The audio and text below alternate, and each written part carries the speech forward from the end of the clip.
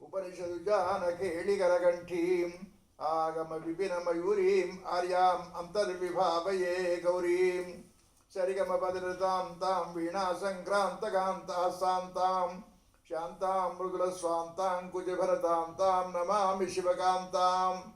సభా సరస్వత్యై నమః. ఈనాడు ఒక విశిష్టమైనటువంటి కార్యక్రమం. తండ్రి గారి యొక్క ఆస్తిని పంచుకునేవాళ్ళని తప్పించి నిలుపుకునేవాళ్ళు చాలా తక్కువ మంది ఉంటారు. ఉన్న ఆస్తి అంతట్లోకి కూడా జ్ఞానానికి సంబంధించిన ఆస్తి చాలా గొప్పది. అది అమూల్యమైనటువంటిది. ఎక్కడ పడితే దొరికేది కాదు. కోట్లు సంపాదించిన తండ్రులు ఉంటారు, అదే ఇళ్ళు వాకలు కలిగిన తండ్రులు ఉంటారు, పొలాలు కలిగిన తండ్రులు ఉంటారు. కానీ సాహిత్య సంపద కలిగినటువంటి తండ్రులు చాలా తక్కువ మంది ఉంటారు. ఆ సంపదల్ని జాగ్రత్తగా వాళ్ళ పుత్రుడు డాక్టర్ రజనీకాంత్ గారు జాగ్రత్తగా భద్రపరిచి ఎక్కడెక్కడో డైరీలో ఉండేటువంటి స్వీకరించి వాటిలో సంకలన గ్రంథంగా పెట్టి నాన్నగారి రచనల్ని కవితా తరంగినటువంటి దాంతో చక్కగా ప్రచురించి ప్రచారంలోకి తీసుకొస్తున్నారు. అది మనం విశేషంగా తెలుసుకోవాల్సినటువంటి విషయం. అది చాలా విశిష్టమైనటువంటి లక్షణం, విలక్షణమైనటువంటి లక్షణం. ఎక్కడో కాదు సాధ్యపడేటువంటి కాదు ఇది. అంచేత ముందు ఆయన డాక్టర్ గారిని వాళ్ళ అబ్బాయిని అభినందించక తప్పదు. తర్వాత ఇంకొక విషయం, పితృభక్తి వారికి ఆ విధంగా వచ్చింది అంటే గర్భస్థ శిశువుగా ఉండేటప్పుడే, ఇంకా భూమి మీద పడకముందే 12 రోజుల ముందుగా వాళ్ళ నాన్నగారు స్వర్గస్థులు అయ్యారు. అంచేత ఆ జీవుడి మీద చాలా ఎక్కువ శక్తి కలగడం చేత పితృభక్తి జన్మతః ప్రాప్తించింది వారికి. అభినందింపదైనటువంటి విషయం. ఇక రెండవది, ఈ రచయిత చిరంజీవి. చిరంజీవి అంటే చాలా విచిత్రమైనటువంటి పేరు. అది వేదుల చిరంజీవి గారు. ఆయన కీర్తిశేషుడు అని మనం చాలామందికి చెప్తాం, కానీ ఆ పదం ఎక్కడా కానీ సార్థకం కాదు. ఇది కీర్త్యా శేష కీర్తిశీష, కీర్తి చేత శేషించిన వారు ఉండేటువంటి వాడు అని అర్థం. కానీ కీర్తి లేదు, శేషం లేదు, ప్రతివాడికి కీర్తిశేషుడు అనేస్తుంటాం మనం. కానీ ఇటువంటి వాళ్ళ విషయంలో అది సార్థకం. అది ఇంచుమించు విశాఖపట్నం, విజయనగరం, శ్రీకాకుళం జిల్లాల్లో వారిని తెలియనటువంటి వాళ్ళు ఉండరు. చాలా కుటుంబాలకి వారు బాగా సుపరిచితులే. అంచేత వారి కీర్తి శీషులు. తర్వాత అలంకారికుడు ఒక మంచి పాట చెప్పాడు. తే వంజాః తే మహాత్మానః తేషాం లోకే స్థిరం యశః ఏ నిబద్ధాని కావ్యాని ఏ చ కావ్యే ప్రతిష్ఠితాః. తే వంజాః, వాళ్ళు నమస్కరింపదగినటువంటి వాళ్ళు. 2 చేతులు జోడించడం ప్రతివాడికి కాదు, అటువంటి వాడికి చేయాలి. తే మహాత్మానః, వారు మహాత్ములు. తే మహాత్మానః తేషాం లోకే స్థిరం యశః, వాడి యొక్క యశస్సు స్థిరంగా లోకంలో ఉంటుంది. అది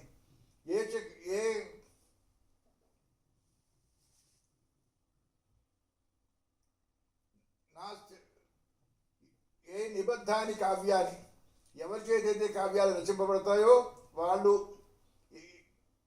ఏ కావ్యే ప్రతిష్ఠితా, ఎవరైతే కావ్యాల్లో ప్రతిష్ఠింపబడ్డారో వాడు నమస్కరింపదగినటువంటి వాడు మహాత్ములు. వారికే లోకంలో స్థిరంగా ఉంటుంది యశస్సు. అంటే కావ్య రచన చేసేటువంటి వాళ్ళ యొక్క యశస్సు స్థిరంగా ఉంటుంది. వాళ్ళకి 2 చేతులు జోడించి నమస్కారానికి అర్హులైన వాళ్ళే మహాత్ములు అని ఆ శ్లోకం చెబుతోంది. అటువంటి వారే చిరంజీవి గారు. చక్కగా మధురమైనటువంటి కావ్యాలు చాలా ఖండికలు రాసుకొచ్చారు. సాహిత్య లోకానికి అద్భుతమైనటువంటి సేవ చేశారు. అటువంటి వాళ్ళు నిత్యం స్మరిస్తూ ఉండడమే వారి యశస్సు సుస్థిరంగా ఉంటుంది. ఈ పుస్తకం వెలుగులోకి వస్తే అది కాస్త దృఢపడుతుంది. అలాగే జయంతితే సుకృతినో రససిద్ధా కవీశ్వరా నాస్తి శేషాం యశక్కాయే జరాభరణజం భయం అన్నాడు మరో అలంకారికుడు. జయంతితే సుకృతిన, వాళ్ళు సుకృతులు, వాళ్ళు పుణ్యాత్ములు. తేషాం లోకే స్థిరం యశ, వాళ్ళకి రససిద్ధ కవీశ్వరా. ఎవరయ్యా వాళ్ళు అంటే రససిద్ధిని పొందినటువంటి కవీశ్వరుడు. రసవంతంగా కావ్యాలు చక్కగా రచించినటువంటి కవీశ్వరుడు. జయంతిదే సుకృతిన నాస్తి తేషాం యశక్కాయే, వాళ్ళ యశ శరీరానికి జరాభరణజం భయం, జర వల్ల కానీ మరణం వల్ల కానీ పుట్టేటువంటి భయం ఒక విషయం ఉంటుంది. అది వాటన్ని అతిక్రమించి ఉంటుంది. అది ఆ విధంగా సుకృతి అయిన చిరంజీవి గారు అలాగే మహాత్ములైన రససిద్ధి పొందినటువంటి మహాకవీశ్వరుడు వారి యొక్క యశస్సు లోకల్లో సుస్థిరంగా నిలుస్తుంది, ఏమీ ఇబ్బంది ఏం లేదు. అటువంటి ఆయన రచించినటువంటి రచన మొత్తం జాగ్రత్తగా పొందిగ్గా ఎక్కడెక్కడో డైరీలో ఉండేటువంటి రచనలు అవి. ఎప్పటి 1942లో రాసింది ఉంది. నేను పుట్టిన సంవత్సరం నాడు ఆయన రాసినటువంటి కళాఖండాన్ని వీళ్ళు సేకరించారు చక్కగా. అలాగే సరిపల్లి సూర్యనారాయణ గారు కూడా సహాయం చేశారు బాగా. వీటి శీర్షికలుగా వాటిని ఏర్పాటు చేశారు. దేవగురు నమన భూమికలు, సారస్వత ఉపాసన ఘటికలు, స్వీయ కథో దీపికలు, భావుగత లేచఖండికలు, వ్యవసాయాత్మిక ఉర్మికలు, ఆశీర్వచ వీచికలు, ఇవి పేర్లు. అందులో సబ్ హెడ్డింగ్స్ పెట్టారు. ఇందులో బాగుంది. దేవగురు నమన భూమికలు, ఉపాసన ఘటికలు, గాథోద్దీపికలు, ఆవేశ ఖండికలు, వ్యవసాయాత్మిక ఊర్మికలు, ఆశీర్వచ వీచికలు, ఇవి కూడా అందులో కూడా వైవిధ్యాన్ని ప్రదర్శించారు. ఆ శీర్షికలు పెట్టడంలో కూడా బాగుంది. అది చాలా సంతోషం పొందినటువంటి విషయం. దేవగురు నమన భూమికలు, దాంతో కావ్యం ప్రారంభం. ఈ విధంగా చిరంజీవి గారు ఇంత విశిష్టత పొందడానికి కారణం వారి యొక్క అమేయమైనటువంటి గురుభక్తి. సామాన్యంగా గురువు భక్తి కలిగేటట్టుగా అయితే తప్పకుండా ఆ వృద్ధిలోకి వస్తారు ఎవరైనా సరే.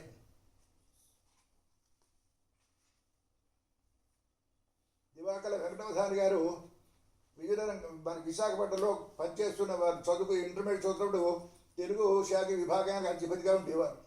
ఆయన మహాపండితులు. దాంతో శిష్యులంటే విపరీతమైన అపేక్ష అయింది. ఎంతోమందిని చాలా ప్రోత్సహించారు చదువుకి. ఆ విధంగా వారి ప్రోత్సాహాన్ని ఇంటర్మీడియట్ స్థాయిలోనే పొందారు వీరు.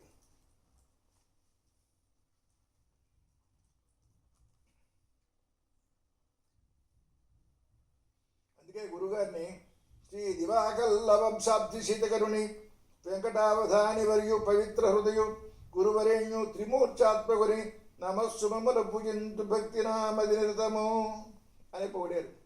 గురుభక్తి అంత గొప్పది. వెంకటావధాని వర్యున్ పవిత్ర హృదయం, చాలా పవిత్రమైనటువంటి హృదయం కలవాడైన. ఎక్కడ ఏ విధమైనటువంటి మాత్సర్యం లేకుండా ప్రతిభ ఉన్న చోటల్లా కూడా ఆయన బాగా ప్రోత్సహిస్తూ ఉండేటువంటి స్వభావం కలవారైన. త్రిమూర్చాత్మకుని, అది అసలు. గురుర్బ్రహ్మ గురుర్విష్ణు గురుదేవో మహేశ్వర, గురు సాక్షాత్ పరం బ్రహ్మ తస్మై శ్రీ గురవే నమః అని మన వాక్యాలు చెబుతున్నాయి. గురుభక్తి సంబంధించింది. గురుర్బ్రహ్మ గురు విష్ణు గురుర్దేవో మహేశ్వర అని. త్రిమూర్చాత్మకుడు గురు అంటే బ్రహ్మగా జ్ఞానాన్ని మనలో పుట్టిస్తాడు, కలిగిస్తాడు, దాన్ని నిలుపుతాడు. విష్ణుమూర్తి పరిపాలించినట్టుగా అజ్ఞానాన్ని నశింపజేస్తాడు పరమేశ్వరులాగా. అంచేత త్రిమూర్చాత్మకుడు, చక్కని పదవది. త్రిమూర్చాత్మకుని నమస్సుముల పూజింతు భక్తిని. ఆ విధంగా గురుభక్తిని చక్కగా ప్రదర్శించారు. ప్రదర్శించడం చేతనే గురు అనుగ్రహం చేత ఈ విధంగా చక్కనటువంటి రచనలకు అర్చన చేయడానికి అవకాశం బాగా కలిగింది. ఇంకా ఇందులో చాలా విశేషాలు ఉన్నాయి. ప్రత్యక్షంగా చదువుకుని తెలుసుకోవాల్సినటువంటి విషయాలు. వేదుల వారి గురించి మంచి మధ్య రాసుకొచ్చారు. ఆగమోక్త ప్రకారము అనుష్ఠిత అధ్వరులు వేదుల వారు పవిత్ర జన్ములు. ఆగమోక్త ప్రకారం, వేదోక్త ప్రకారంగా అనుష్ఠిత అధ్వర్యులు, వేదాలు బాగా యజ్ఞాలు చేసేటువంటి వాళ్ళు. వేదుల వారు పవిత్ర జన్ములు. వేదుల వారు అంటే సామాన్యంగా వేదాలు చదువుకున్న వారు చాలామంది లోకంలో అపోహపడుతూ ఉంటారు. కానీ అది సరైనటువంటి వివరణ కాదు. వేదీలు వేదులు. వేది అంటే అగ్నిహోత్రానికి ఉండేటువంటి తిన్నె, అగ్నిహోత్రాన్ని తయారు చేసేటువంటి అరువులాంటి ఉంటుంది, అది వేది. అది బహువచనం అయితే వేదీలు వేదులు అవుతుంది. అది వేదుల వారు అంటే అవి ఎక్కువ కలగేవారు అని అర్థం. పూర్వం మా ఇళ్లలో అటువంటి అగ్నిహోత్రాలు 3-4 ఉండేవి. తండ్రి కొడుకు మనవడు ముగ్గురు చేసేవారు. అటువంటి సందర్భంలో ఇంటి నిండా అగ్నివేదికలే. అంచేత వేదుల వారు అని పేరు కాల్సి ఏర్పడింది. అది ఆగమోక్త ప్రకారం అన్ని అనుష్ఠిత అధ్వరులు, వేదోక్త ప్రకారంగా ఇంట్లో యజ్ఞకర్మలు చేసేటువంటి వాళ్ళు. పవిత్ర జన్మలు, అఖిల ఆగమార్థ రహస్య సంవేదులు, అఖిల అర్థ అఖిలాగమ అర్థ ఆగమాలు వేదాలు, వేదాల్లో ఉండే అర్థాన్ని చక్కగా అర్థాల్లో ఉండే రహస్యాన్ని తెలిసినటువంటి వాడు. వేదుల వారు సంవిత్ మృదులు, సంవిత్ పండితులు, పండితులు సముద్రుడు. అటువంటి పాండిత్యంలో సముద్రంగా ఉండేవారు. అంటే వేదాలకి ఉండేటువంటి మంత్రాల్లో ఉండే అర్థాన్ని చెప్పడంలో మంచి జ్ఞానాన్ని కలిగిన వారు. ఆకాంక్షితాగమాభ్యసన తోషిత జనులు, వారు ఏమి అడిగినా సరే వేద ఎవడైనా వాళ్ళకి కాల్సినటువంటి పరస్థం చెప్పి సంతోషపెట్టేటువంటి స్వభావం గలవాడు. వేదుల వారు సువిధ కీర్తులు, అంచిత అంచిత అసిత అద్ధి పరంపరులు, చక్కగా వచ్చి ఆశించి మాకు ఇది కావాలి కావాలంటే దాన ధర్మాలు పుష్కలంగా చేసేవారు. వేదుల వారు సంప్రీతకరుడు, వాడు సంతోషపెట్టేటువంటి స్వభావం కలిగినటువంటి వాడు. అది వేదుల వారి గురించి చెప్పినట్టు పద్యం చాలా అద్భుతంగా చెప్పొచ్చారు. ఏ జనియంపబోవు 12 దినముల మున్ని దుర్విధిన్ నా జనకుంటు స్వర్గ సదనస్థుడు కాన్. అది పుట్టడానికి 12 రోజుల ముందుగానే వాళ్ళ నాన్నగారికి స్వర్గస్థ అయ్యారట. స్వీయ చరిత్ర అనేటువంటి దాంట్లో వాళ్ళ కుటుంబం యొక్క చరిత్ర, ఆయన చదివినటువంటి చదువు, తర్వాత అన్నీ కూడా చెప్పుకొచ్చారు. ఏవిఎన్ కాలేజీలో ఇంటర్మీడియట్ చదివారు. తర్వాత కోయంబత్తూరు వెళ్ళి అక్కడ అగ్రికల్చర్ బీఎస్సీ చేశారు. చేసి కొంతకాలం పనిచేశారు. తర్వాత లేదా పనిచేయడం ఏం కర్మ, మనం పొలం తీసుకుని జాగ్రత్తగా దాన్ని సంరక్షించుకుందాం విద్యని అని అనకాయపిల్లో స్థిరపడి వ్యవసాయం కాస్త బాగా చేసేవారు. ఎక్కడ ఒక్క పిసరు కూడా తల వంచకుండా కొసవరకు జీవించినటువంటి మహాత్ములైన. ఇంకా రచనలోకి వస్తే దేవగురు స్తుతులతో ప్రారంభించారు రచన. రామాయణాన్ని రామకథా సుధా అని 5 పద్యాల్లో క్లుప్తంగా చక్కగా తీసుకొచ్చారు. రోజు చదువుకోవడానికి ఉపయోగపడుతుంది. శ్రీరామ సుగుణాలవాల కరుణా సింధు నినుగొల్వనెవ్వారే నిన్ గుణదోషణం కనక పురవంచు తువన్నన్ సదా ఆరాధించు గుణోన్నతిం కరుగ ఆప్యాయంబునం ప్రోభవే సరోదార మహానుభావము ఎలయన్ సాకేత రామప్రభు. మామూలుగా రామ అనే మంచి పేరయ్య అనేది కరుణా సింధు, నువ్వు సముద్రాన్ని వంటివి, నేను ఏమాత్రం కొలిచిన చాలు జాగ్రత్తగా సంరక్షిస్తావు కదా. రామ యొక్క గొప్పతనాన్ని తీసుకొచ్చారు. రామయతంటి ఎంత మధురం బగునామని దయాభూమ మహానుభావ, నేను పుత్రుడిగా కననోచినట్టి ఆ సీమైతుల్ మహోన్నత చరిత్రుడు ధన్యులు నిన్ను సాగుచున్ మోమను ముద్దుగొంచు దినమున్ మొదమందుచుండుటన్. ఆ నిజంగా ఆ కౌశల్య దశరథ ఎంత అదృష్టవంతులయ్యా, నేను పుత్రుడిగా పొందగలిగారు. అది ఉత్తమ పుత్రుడితో ఉండేటువంటి లక్షణం. అది ఆ తల్లిదండ్రులు ధన్యులు అని. చక్కగా నేను ఆడుతూ ఉండేవారు, నీతో చేసేవారు, మొహాన్ని ముద్దు పెట్టుకుంటూ ఉండేవారు, ఎంతో వాత్సల్యాన్ని ప్రదర్శించేవారు. వాళ్ళ తల్లిదండ్రులు ఇద్దరు కూడా ఎంత అదృష్టవంతులు కదా. నరుడ నటించి వానద గణంబును పూనిచి అబ్ధిదాటి ముష్కర పిసిదాశివర్గమును శరాహతులం పనర్చి భీకర రణకౌశలం బెసగగా కలు రావడు నాచిగూల్చియన్ ధరణిజ ఆత్మజాయను యథారహితం వనరిస్తి రాఘవా.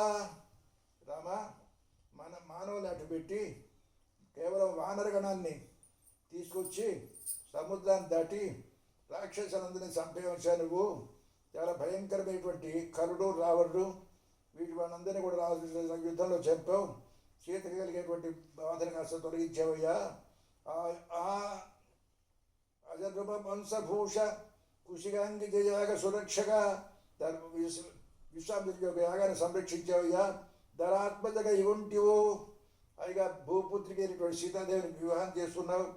దశరథ ప్రియనందన పంక్తికంధర ప్రధనపథి సుగమ్యకర వందిత సర్వసుపర్వలోక ఆ గుజగుజమాన్మి రామ వనగూర్ప విసుస్థిర సౌక్ష భాగ్యబలు.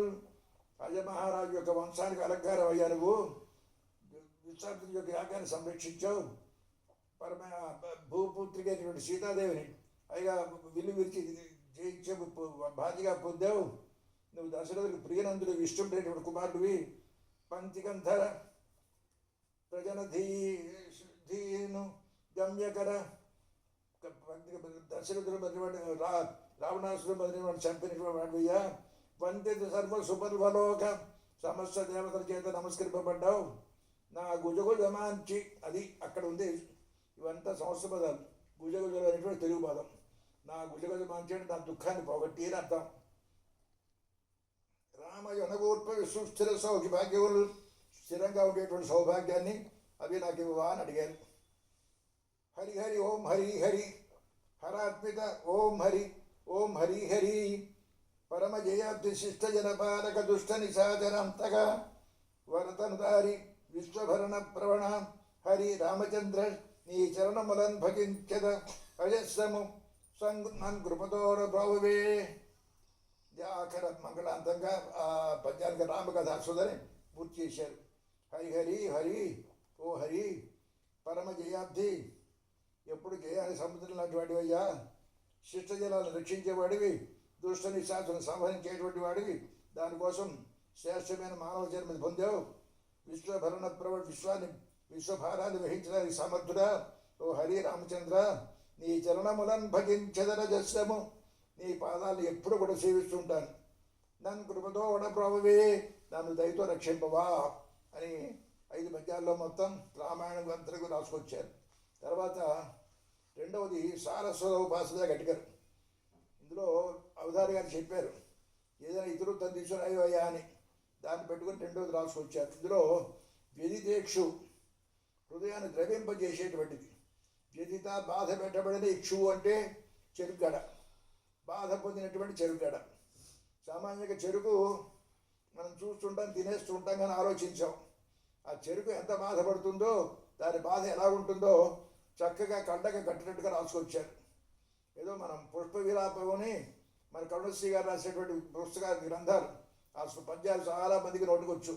అవి చాలా హృదయ విదారకంగా ఉండేటువంటి పద్యాలు అవి గొప్ప అనుకుంటున్నాం. అంతకు మించినటువంటి రసవంతంగా రాశారు యహితేక్షు అనేటువంటిది. అది బాధపడుతోంది చెరుకుగడ. దానికి వచ్చినటువంటి అవస్థ ఇంత అంత కాదు. ఇది ఎట్టి అపరాధికి ఇంతటి శిక్ష విధించినట్లు కనపట్టదు. పూర్వపు స్మృతులను పాత స్మృతులు పరిశీలిస్తే నాకు బ్రహ్మ విధించినటువంటి శిక్ష, పరమాత్మ విధించిన శిక్ష ఎవరికి ఏ అపరాధికి వేసినట్టు లేదు. పాపం అదెన్ని పురాభవంబులు బలం బట్టి అనుష్ఠుతులంగనం వచ్చుచునున్నదో చెప్పరాదు. ఎన్నెన్ని జన్మలు మేము చేసుకున్నామో, ఎన్నింత పాపం చేసుకున్నామో, ఎప్పటి నుంచి వస్తుందో పాపం చెప్పకూడదు.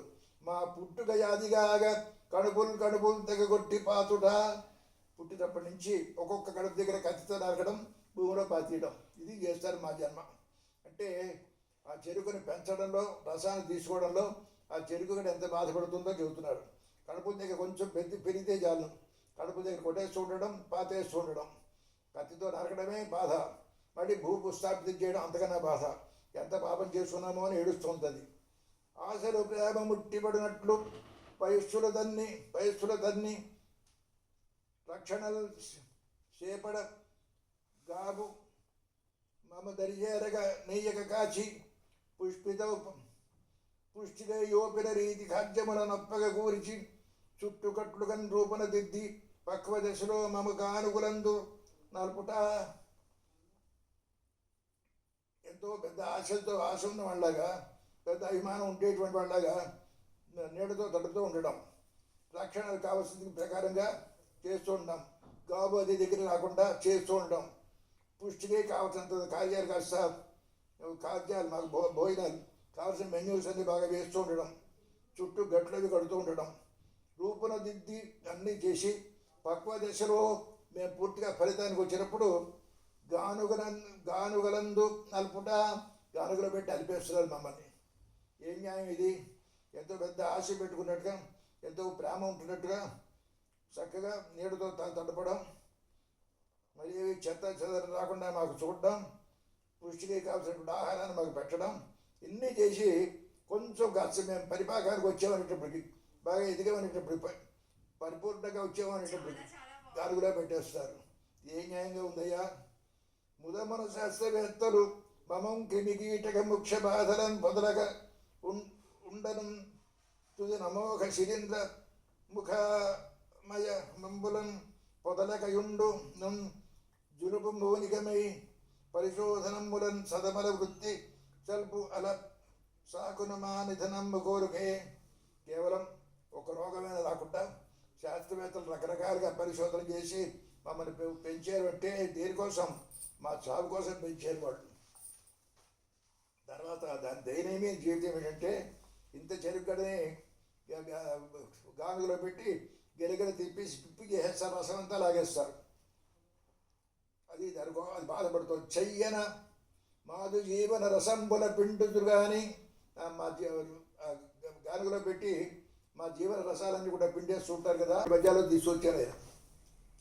చెయ్యన మాదు జీవన రసంబుల పిద్దురు, మా జీవరసాలు ప్రాణరసాలని కూడా పీల్చేస్తారు. పండున తియ్యము బెల్లమున్ మలిచి క్రాచి దాని వల్ల వేడి దాంట్లో వెచ్చ చేసేస్తారు, మరగబెడతారు.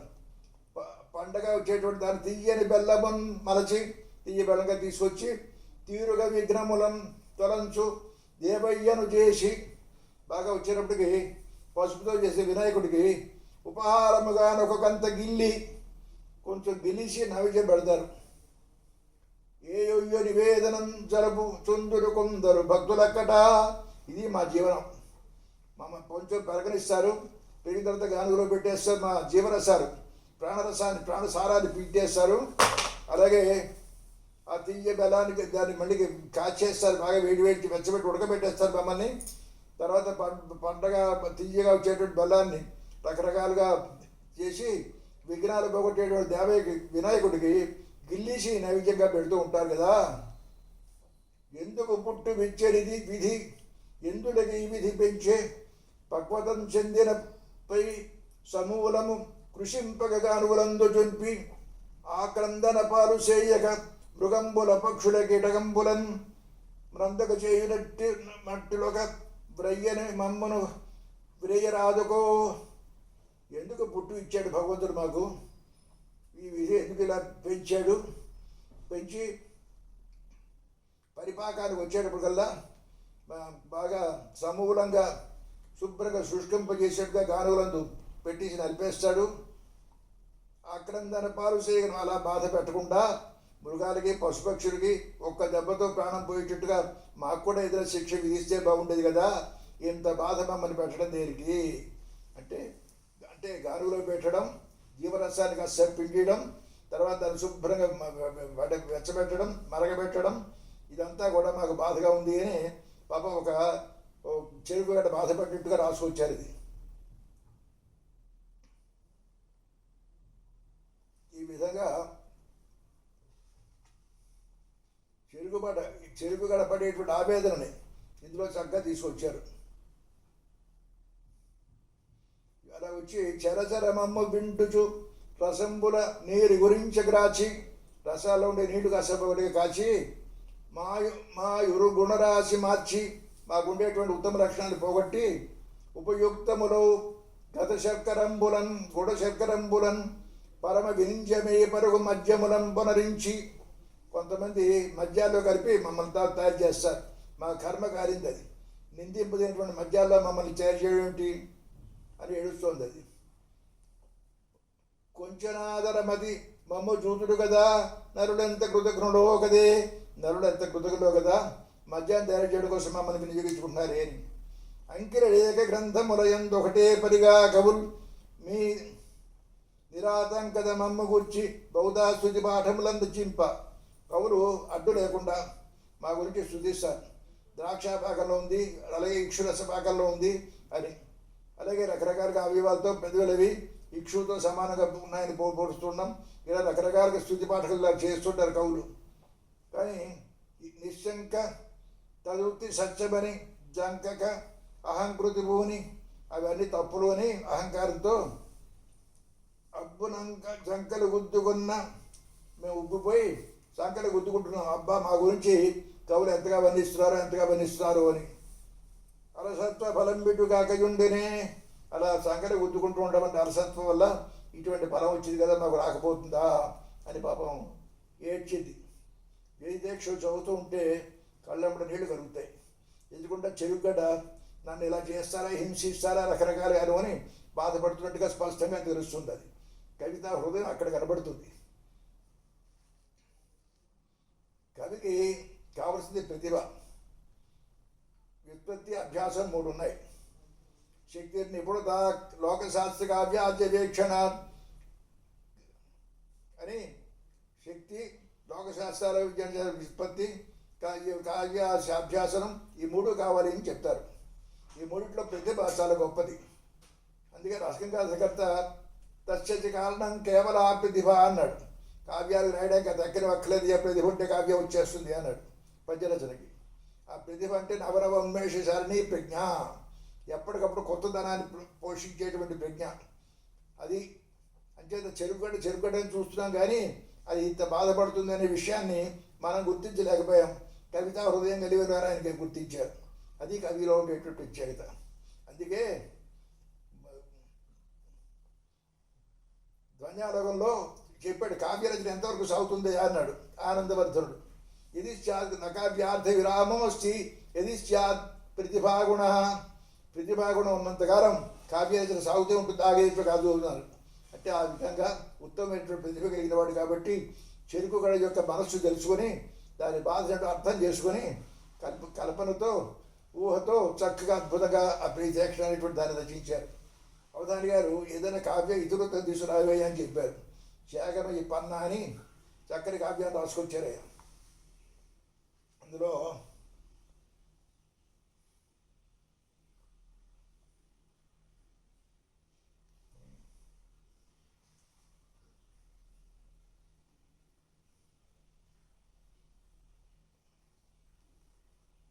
రత్నసింహుడు రాజు, ఆయన రాజ్యం పరిపాలిస్తాడు.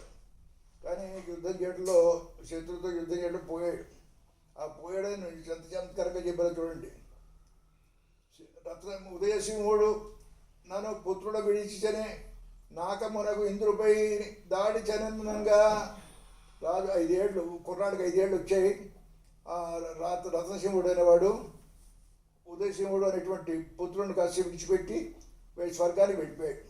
వెళ్ళిపోయిన స్వర్గానికి ఎలా ఉన్నట్ట, ఇంద్రునిపై దాడి జననంగా ఇంద్రుడిపై దాడి చేస్తున్నాడేమన్నట్టు వెళ్ళాడు అని చెప్పారు.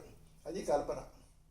శ్రీనాథుడు అడుగుతున్నాడు, శ్రీనాథుడు అమరపురికి దివ్య కైవరకు ఉంటే దిగ్గులనగా అన్నాడు. స్వర్గానికి పోతూ పోతూ కూడా ఏం చెప్పాడు, దివ్య కైవరు గుండియల్, దేవలోకంలో ఉండే గురువు బృహస్పతి యొక్క గుండె జల్లు అనేటట్టుగా భయపడేట్టుగా శ్రీనాథుడు స్వర్గానికి వెళ్తున్నాడు అన్నాడు. అంటే ఎప్పుడైతే శ్రీనాథుడు వెళ్ళాడో ఆయన పాండిత్యం ముందు బృహస్పతి భయపడతాడు అని ఆయన విశ్వాసం. అది ఆత్మవిశ్వాసంతో చెప్పినటువంటి పద్యం అది. అలాగే ఇది కూడా ఇంద్రుడిపై దాడి జననంగా ఇంద్రుడిపై దాడి చేయడానికి వెళ్ళడమో అన్నట్టుగా ఉంది. అని చిన్న కుట్రాడు ఉదయసింహుడు అనేటువంటి పుత్రుడు వాటికి అసలు ఉదయసి వెళ్ళిపోయాడు. వెళ్ళిపోగా ఆయన భార్య సహగమనం చేయడానికి సిద్ధపడింది. ఆ రోజులో సతీ సహగమనం బాగా ప్రబలంగా ఉండేది. బలవంతంగా భార్య కూడా తీసుకెళ్ళి భర్తతో పాటుగా దహనం చేసేవారు. అంచేత ఆ భార్య సహగమనాన్ని సిద్ధపడుతోంది. సిద్ధపడితే పాపం పన్న దాసిది, మంచి సంస్కారం అది.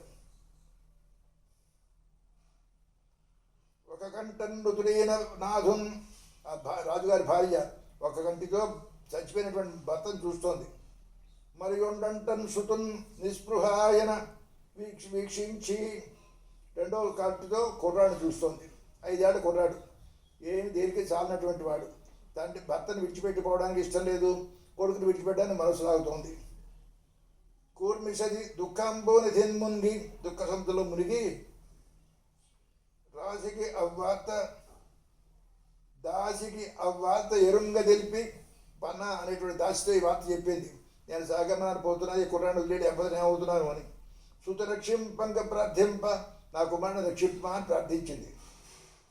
ఆ యమయుని స్వామిని కష్టపాలుగని అత్యంతాకుల స్వంతి అయి ఆమె కూడా ఈ స్వామిని పట్టమేసి పడి అవసర కష్టాలు చూసి బాధపడి ఈ ఘట్టంలో సతీ సహగమనం ఎంత పాపమో ఎంత దోషమో కవి గారు బాగా చెలించి చెప్పారు. లోకానికి ఇచ్చినటువంటి సందేశం అది. ఇందులో పాత్రలు చక్కని పాత్రలు మనస్తత్వాన్ని చక్కగా చిత్రించారు. తర్వాత లోకానికి సందేశం కూడా ఇచ్చారు. విచార సాగరమనందుమునంగుచునుండ ధైర్యమారుత తరంగములు సతిని తోచి తటంబున కన్నట్లుగా గాలి తరగ మేఘ పంక్తిని చెలింపగజేసుడు పోల్కి అప్పుడా సతికొక యూహతోప పెరుచంద్రుపు తొయ్యలి కామియుట్టను అతివ విచార సాగరమనందు మునుంగుచు ఉండన్.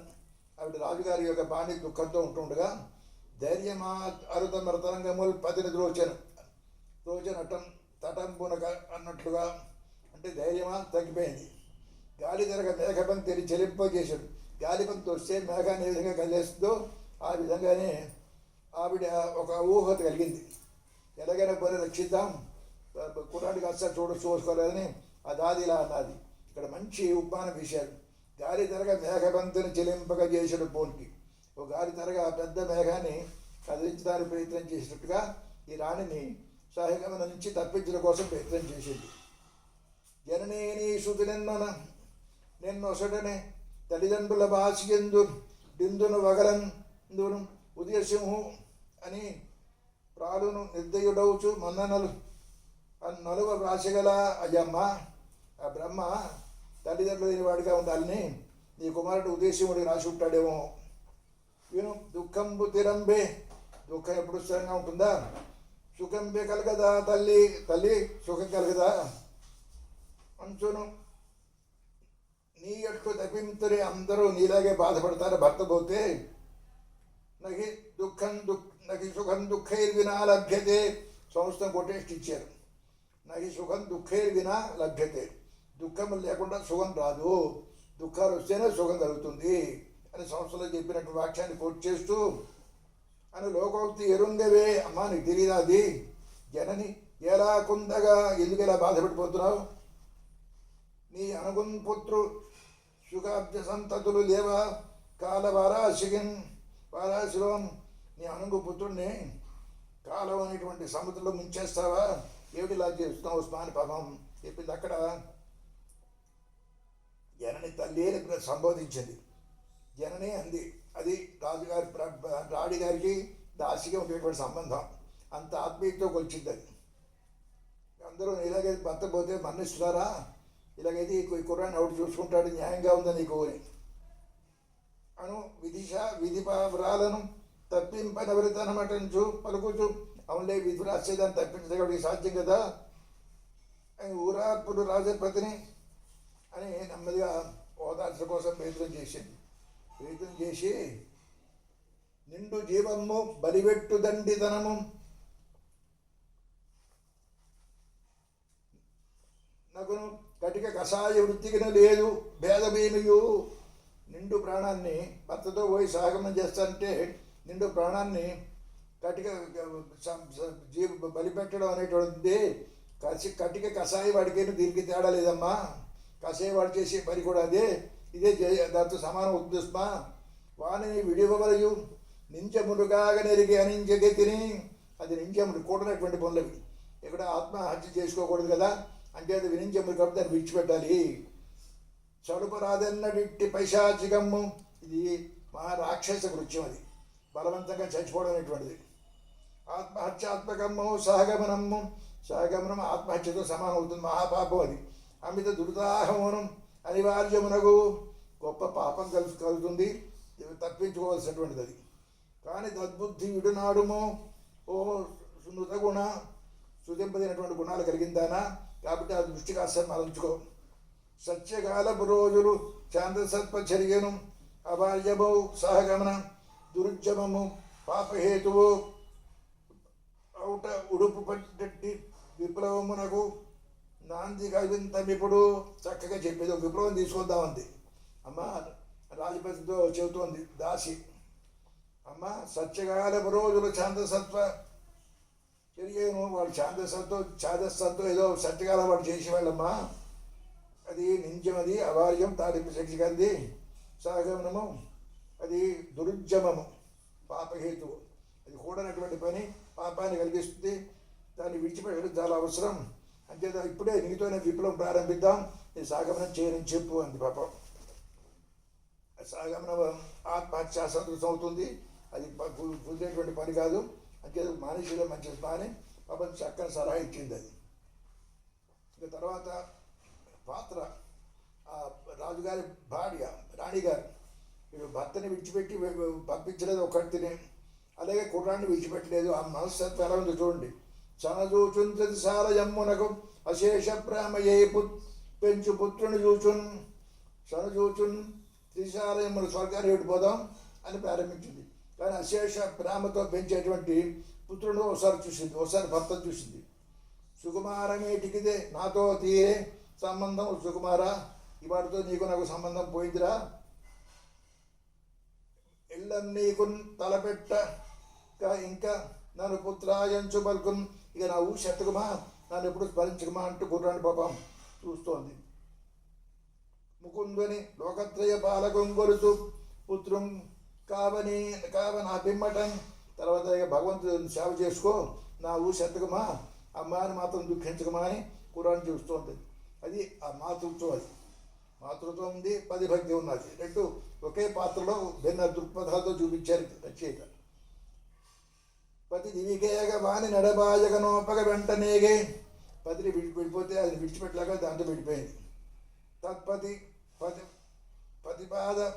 పతి పాదసేవ నిరతం వనరించుడు వెక్కమున్, పాదసేవ చేసుకోవాలి భర్తకి వెళ్ళిపోయినప్పుడు ఆయనతో పాటు వెళ్ళాలి అన్నది వెళ్ళిపోయింది. పతి వ్రత ఒక కొందరు ఆత్మ విధులను విడనాడక కానలందు కష్టదతుల కూర్చి మిక్కిలి ప్రశస్తిగా దింపరి లోకమందునన్.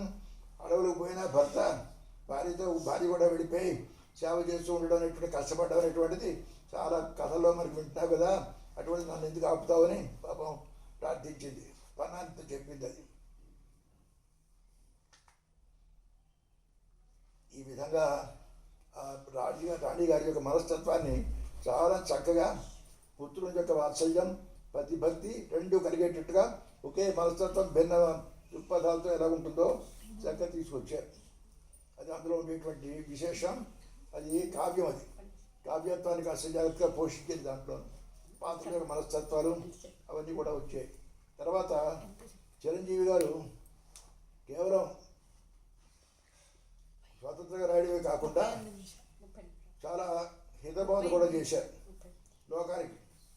షేక్స్పియర్ రచనకు అనువాదం ఇంగ్లీష్ రచనలు చేశారు, ఉర్దూలో ఉండేదాన్ని కూడా అనువాదం చేసి వచ్చారు. హితబోధ అనేటువంటిది అది షేక్స్పియర్ రచనే, కానీ ఇది మన తరానికి కూడా మనకు వచ్చేటువంటిది. ఏరికి నేని నీదు హృదయంగితములు తెలుపంగబోకు, నీ మనసులో ఉండేటువంటి అభిప్రాయాలు ఎవరికీ కూడా చెప్పకో. ఆచారమునందు పెట్లకు విచారణ చాలని నీ తలంపు, నీ బుద్ధిని ఆచారాల మీద పెట్టకు. పారణ స్నేహభావము సదా వహింపము, చక్కగా స్నేహభావాన్ని ప్రదర్శిస్తూ ఉండు.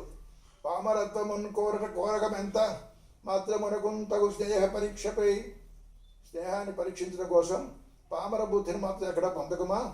సురుద్వారము ప్రేమ శృంఖల వేసి ఆత్మకు దిగ్గబట్టుము అంటే ప్రేమ అనేటువంటి దాన్ని పెంచుకో అని ఇలా మొత్తం చెప్పినటువంటి పద్యం.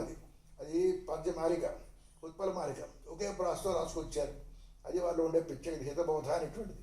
అంటే ప్రతి మానవుడు కూడా ఏ విధంగా ప్రవర్తించాలో ఒక తండ్రి కొడుకు ఉపదేశించాడు షేక్స్పియర్ నాటకంలో. దాన్ని వీరు చక్కగా లోకానికి ఉపదేశించారు. హితబోధ చాలా అద్భుతమైనటువంటిది.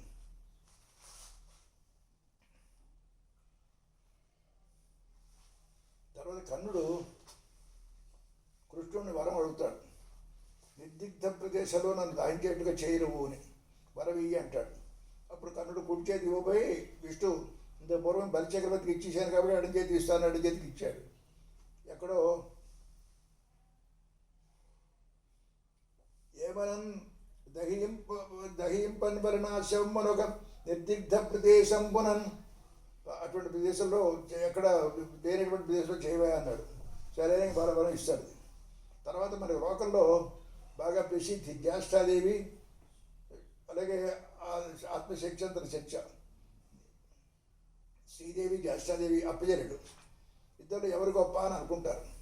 చూద్దాం మన శక్తిని చూద్దామని ఒక పాపం దరిద్రుడు ఉంటాడు, వాడు జ్యేష్ఠాదేవి బాగా ఆవహించింది.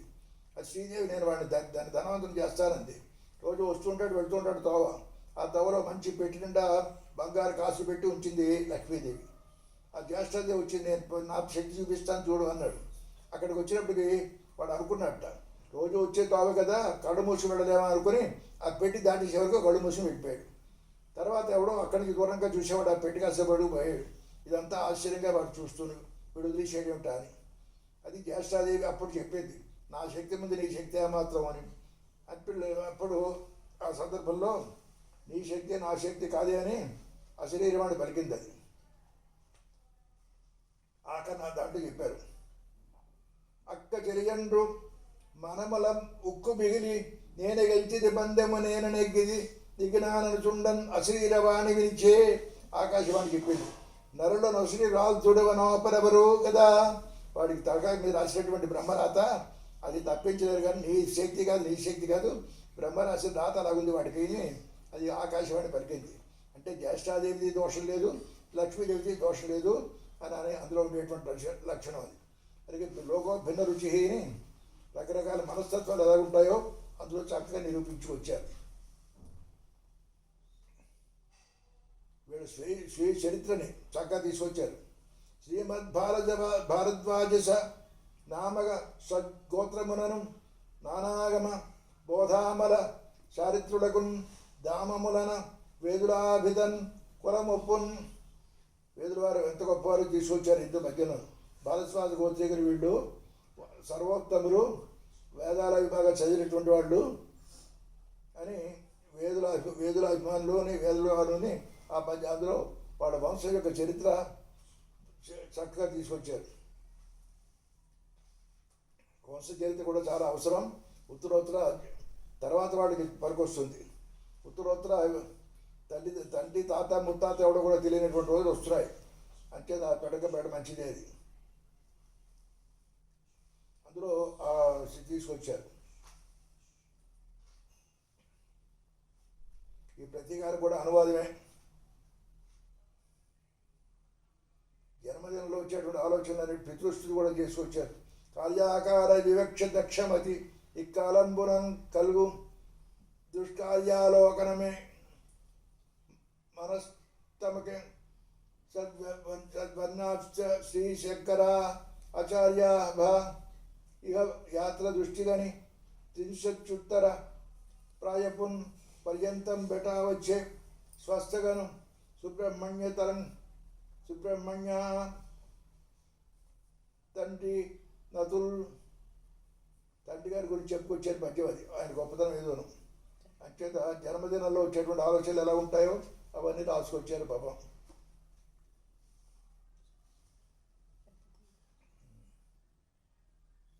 ఇంకా ఉన్మాదం రాసుకొచ్చారు. మంచి ఉన్మాదంలో ఉండేటువంటి వాడు ఏ విధంగా ఉంటాడో ఊహించి జాగ్రత్తగా ఈనాడు మనం చూస్తున్నాం. ఉన్మాదావస్థ, యాసిడ్స్ పోసేయడం, కత్తితో పొడి చేయడం, మొత్తం పెద్దవాడిని చంపేయడం చేస్తున్నారు వీళ్ళు ఉన్మాదంలో. ఈయన ఉన్మాదంలో చెబుతున్నారు మంచి రసవంతంగా, మగువా నేను బిగియాల కవుగడ్డ గదింపని కోరిక పిరేచనే, నేను గట్టిగా కాగలించుకొని కోరిక కలిగింది.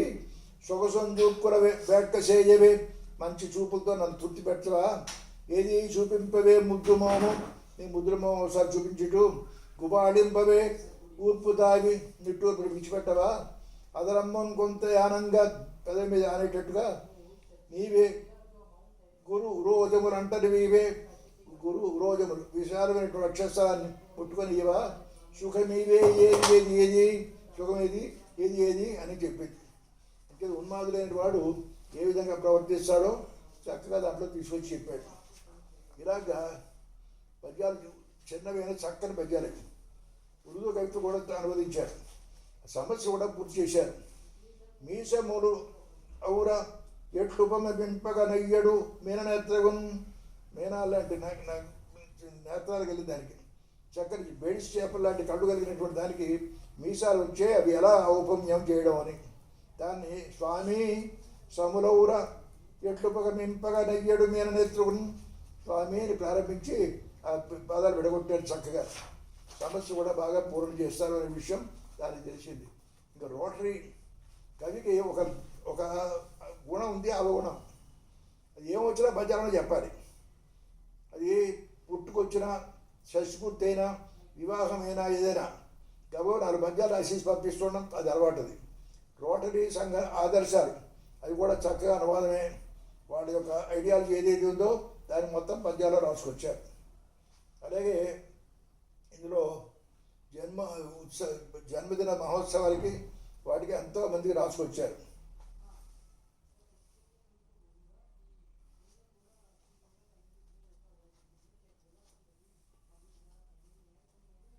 ఇందులో బంధువులు పెళ్ళిళ్ళు అయిన అన్నీ కూడా పద్యాల్లోనే ఆశీర్వచనం. మంజుల వాడి చెల్లెలు అమరకంఠేశ్వరరావు గారు కూతురు, అమరకంఠేశ్వరరావు గారు అల్లుడు కూతురు పెళ్లిలో మహోత్సవం ఆయన ఆశయ పంచరత్నాలు రాసుకొచ్చారు. అందులో కూతురికి చెప్పినటువంటి సందేశం బాగుంది.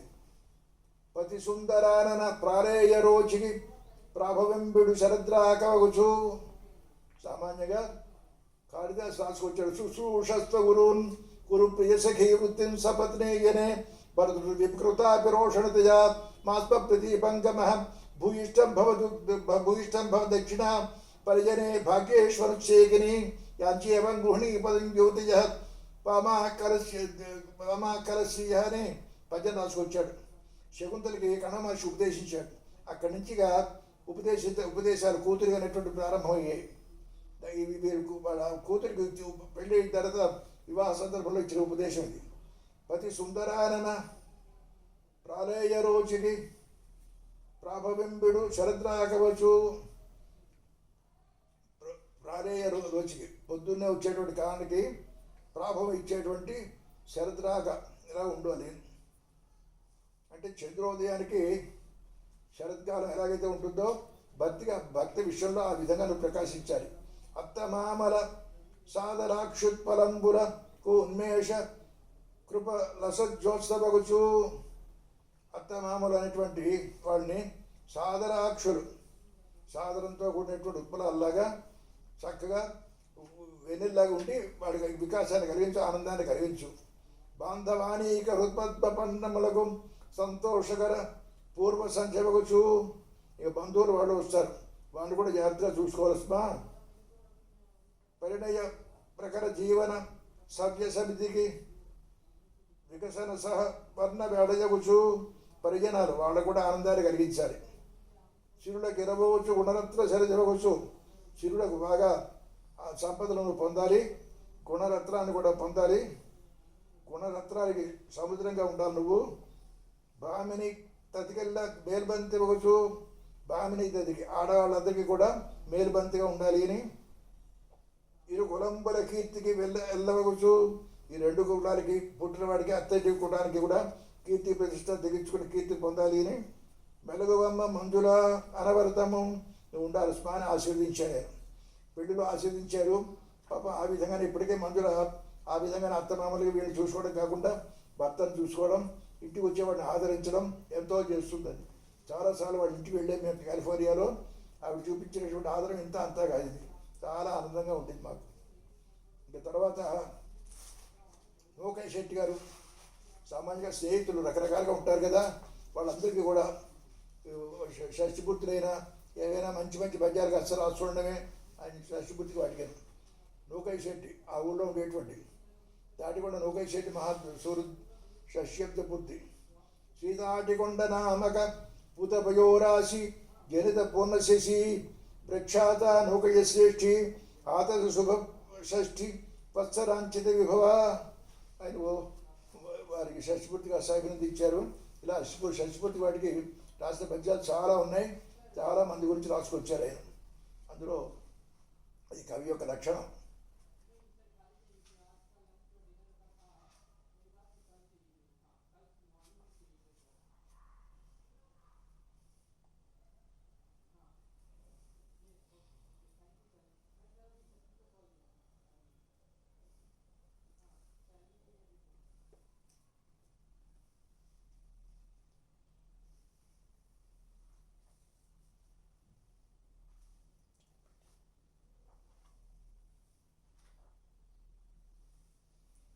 గురించి బాగా రాసుకొచ్చారు.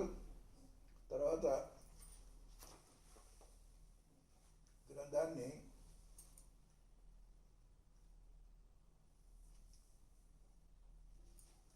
ఒక్కొక్కరి వ్యక్తిత్వాన్ని బాగా నిరూపించారు దాంట్లో.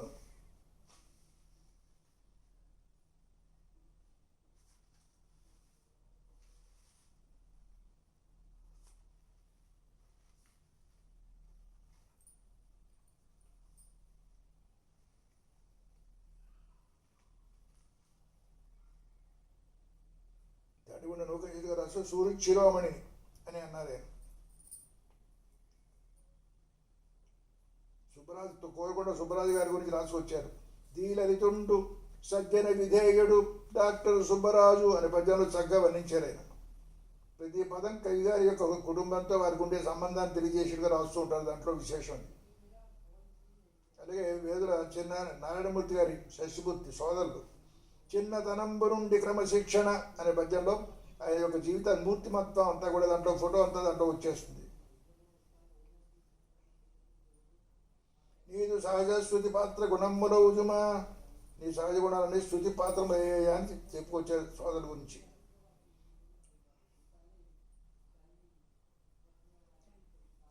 ఇలా డివి సుబ్బారావు గారు మా విశాఖపట్నంలో ఉండేవారు. పుణ్యశ్లోకస్య తీర్థం అని మన వాళ్ళు చెబుతుంటారు. ఉదాహరణ మరాఠీ అని ఆయన పుణ్యశ్లోకులుగా వారి మీద చెప్పిన పద్యాలు కూడా చాలా రసవంతంగా సాగాయి. ఈ విధంగా లలితమైనటువంటి పదాలతో అద్భుతమైనటువంటి భావ పరంపరలతో స్పష్టత బాగా పాటిస్తూ పద్యరచన చేసినటువంటి ఖ్యాతి మరి చిరంజీవి గారికి వస్తుంది. ఈ గ్రంథాన్ని మనం ఏ ఖండాన్ని చూసినా ఏ పద్యాన్ని తీసినా సరే అందులో కవిత్వం బాగా కనబడుతూ ఉంటుంది, ప్రస్ఫుటం అవుతూ ఉంటుంది. ముఖ్యంగా వ్యధితేక్షు అనేటువంటిది చదివినటువంటి ఖండం. చెరుకు గడ్డ చూస్తున్నాం, మనం తినేస్తున్నాం, గానులో రసం ఇస్తే తాగేస్తున్నాం, బాగుందని సంతోషిస్తాం. కానీ అది జీవం లేకపోయినా అది ఏ విధంగా బాధపడుతుందో, దాని మనస్సు ఎలాగుంటుందో, అది పుట్టినప్పటి నుంచి ఏ అవస్థలు పడుతుందో చాలా చక్కగా హృదయ విదారకంగా కడురసి నిర్భరంగా చిత్రించారు. అది అందులో ఉండేటువంటి కావ్యం. అలాగే ఈ పన్నా దాంట్లో కూడా పాత్రలు బాగా రాణి గారి యొక్క పాత్ర మనస్తత్వం ఎలాగుంది, దాసి యొక్క పాత్ర మనస్తత్వం ఎలాగుంది, మొత్తం అన్నీ కూడా చాలా అద్భుతంగా రాసుకొచ్చారు. ఇవన్నీ బదులు ఏదైనా కావ్యమే రాసి ఉండేటైతే ఇంకా చాలా విశేషాలు బాగా వచ్చేవి. వారి రచనకి తగినటువంటి ప్రతిఫలం మనకు కూడా వచ్చి ఉండేది. ఈ విధమైనటువంటి అద్భుతమైనటువంటి కవిత్వం చెప్పినటువంటి చిరంజీవి గారిని నిత్యం మనం స్మరిస్తూ ఉండాలి. అంచేత జయంతిదే సుకృతనో రససిద్ధ కవీశ్వరా నాశేషాం యశక్కాయే జరావణజం భయం అన్నారు. అంచేత రససిద్ధి పొందినటువంటి కవీశ్వరుడైనా ఆయన యొక్క యశ శరీరానికి జర కానీ ముసలిదనం కానీ మరణం కానీ భయం అనేటువంటిది ఉండదు, శాశ్వతంగా ఉంటుంది. అటువంటి మంచి కావ్య పద్య రచన చేసేటువంటి చిరంజీవి గారి రచనలన్నీ ఒక చోట పెట్టి చక్కగా మనకు అందించినటువంటి పుత్రరత్నం డాక్టర్ రజనీకాంత్ గారు. అంచేత అటు మా సోదరుని బాగా అభినందిస్తున్నాను నేను. చాలా విశిష్టమైనటువంటి కృషి చేశారు. ఇది తండ్రి యొక్క ఆశ నిలబెట్టారు, 10 మందికి పంచారు కూడా. అది అందులో ఉండేటువంటి విశేషత. ఇటువంటి కావ్యాన్ని సమీక్షించేటువంటి అవకాశం నాకు లభించినందుకు చాలా ఆనందిస్తాను. దానికి ఆయనకి ఆ షష్ఠపూర్తప్పుడు వీడప్పుడు మా చిన్నాన్న గారు ఆశీర్వచనం పొందారు. కామేశ్వర గారు మా స్వయం చిన్నాన్న, ఆయన ఆశీర్వచనం ఇచ్చారు. తర్వాత ఇంకో తరంలో ఆ పుస్తకాన్ని సమీక్షించే అవకాశం నాకు లభించింది. కాబట్టి కుటుంబానికి కృతజ్ఞత తెలిపిస్తూ మా సోదరి మందులు బాగా తరుస్తూ ఈ అవకాశం లభించినందుకు ఆనందంతో కృతజ్ఞతతో ఇద్దరితో స్మరించున్నాను. సహోదరులంతా ఈ పుస్తకాన్ని చదివి ఆస్వాదించి ఆనందించాలని ఆకాంక్షిస్తాను. శుభం భూయాత్. సంతోషం.